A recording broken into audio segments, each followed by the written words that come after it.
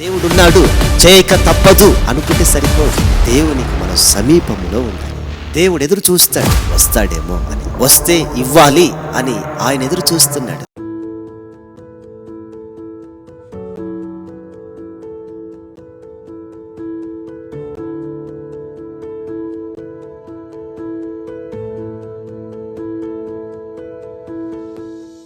కీర్తనలు 123 2వ వచనం.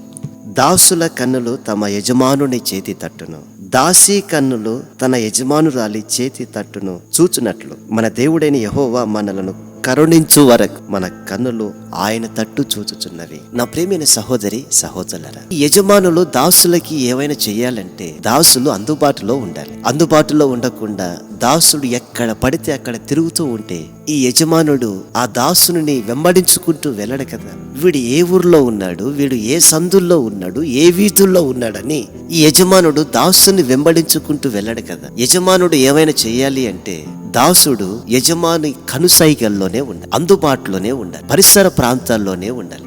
దూరంగా పోతూ ఉంటే యజమానుడు ఇవ్వలేడు. ఈ దాసుడు యజమానుని ఏదైనా అడిగినప్పుడు ఈ యజమాని ఇంటిలోనికి వెళ్ళి తీసుకొచ్చి ఇచ్చేదానికి ఈ దాసుడు ఏం చేయాలో తెలుసా? అక్కడే ఉండాలి. యజమాని వచ్చేంత వరకు అక్కడే ఉండాలి. లోపలికి వెళ్ళి తీసుకొని వచ్చాడు యజమాని ఇవ్వాలి అని, వీడు లేడు. ఏం చేస్తాడు? నా ప్రియమైన సహోదరి సహోదరులారా, ఒక దాసుడు యజమాని కనుసైగల్లో యజమానునికి అందుబాటులో ఉన్నప్పుడు ఏ విధంగా అయితే యజమానుని ద్వారా మేలులు పొందుకోగలడో, దేవుని కనికరము, దేవుని చేత మేలులు మనం పొందుకునేదానికి దేవునికి మనం సమీపంలో ఉండాలి. దేవునికి మనం అందుబాటులోకి రావాలి. అందుబాటులోకి రావట్లేదు చాలా మంది. దేవుడు చూసుకుంటాలే తిరుగుతున్నారు, దేవుడు ఇస్తాలే నిద్రపోతున్నారు, దేవుడు చేస్తాడు అని టీవీల ముందు కూర్చుంటున్నారు, దేవుడు చేస్తాడు అని సినిమాల చుట్టూ తిరుగుతున్నారు, దేవుడు చేస్తాడు అని ఆ కొంపల చుట్టూ ఈ కొంపల చుట్టూ తిరుగుతున్నారు. అందుబాటులోకి రావాలి. దేవుడున్నాడు, చేయక తప్పదు అనుకుంటే సరిపోదు. మనం ఏం చేయాలో తెలుసా? ఆయన మనకిచ్చే దానికోసం అందుబాటులోకి రావాలి, ఆయనకు సమీపముగా రావాలి, ఆయన కనుసైగల్లోనికి రావాలి. అదేమిటంటే దేవుని సన్నిధి, ప్రార్థన.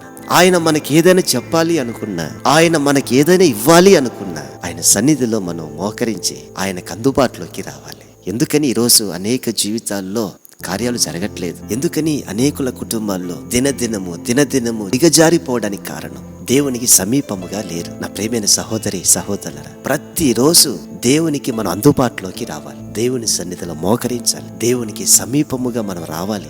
దూరంగా పారిపోతూ ఉన్నంతకాలం దేవుడు ఏమి చేయలేడు. దేవుడు ఎదురు చూస్తాడు, వస్తాడేమో అని, వస్తే ఇవ్వాలి అని ఆయన ఎదురు చూస్తున్నాడు. కానీ మనమేమో దూరంగా పారిపోతున్నాం. దేవుని సన్నిధిలో మోకరించకుండానే తిరుగుతున్నాం, దేవుని సన్నిధిలో మోకరించకుండానే సమయాన్ని గడుపుతున్నాం, దేవుని సన్నిధిలో మోకరించకుండానే కాలక్షేపం చేస్తున్నాం. మరలా దేవుడు ఇవ్వలేదు అంటే ఎలాగండి? అలా కాదు. యజమానునికి దాసుడు సమీపముగా ఉన్నట్లు మనము కూడా మన యజమానుడైన యేసు క్రీస్తు ప్రభుకి సమీపముగా ఉన్నప్పుడే మనం ఆశించిన దానికంటే, ఊహించిన దానికంటే రెట్టింపు బహుమానములను మన యజమానుడైన ప్రభు యేసు క్రీస్తు ద్వారా పొందుకోగలము.